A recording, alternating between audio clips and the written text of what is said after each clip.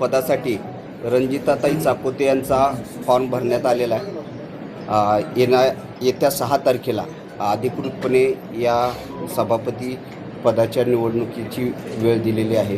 त्यानुसार 6 तारखेला अधिकृतपणे घोषित केलं जाईल सभापती। आता पार्टीच्या वतीने रणजिताताई चाकोते यांचं नाव आम्ही घोषित करतो। आणखी दोघं तिघांची नावं चर्चेमध्ये होती, पण त्यांचे पत्ता कट झाला असून पण चर्चा झाली। पत्ता कट असं म्हणता येणार नाही की प्रदेशाला आपण जी नावं पाठवली होती त्या नावातनं कुठलं नाव सिलेक्ट करायचं हे प्रदेशाने ठरवून हे रणजिताताईंचं नाव पाठवलं।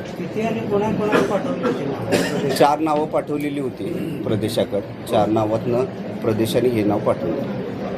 म्हणजे उत्तरमधूनच सर्व नेतेपदाचं फिक्स झालं असं काय नाही।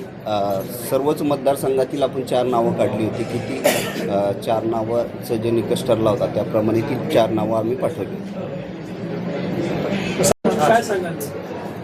सर्वप्रथम मला भारतीय जनता पार्टीकडून पक्षश्रेष्ठींनी आज स्थायी समिती सभापतीचा अर्ज भरावयास लावला।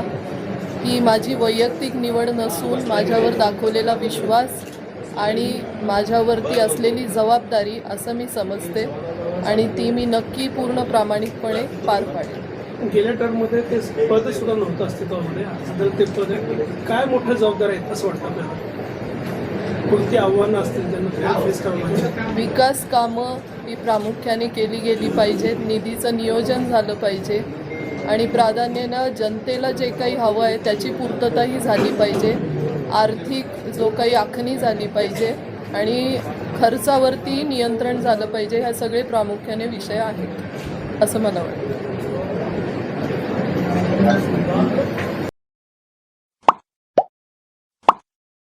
Like, subscribe, click on the bell.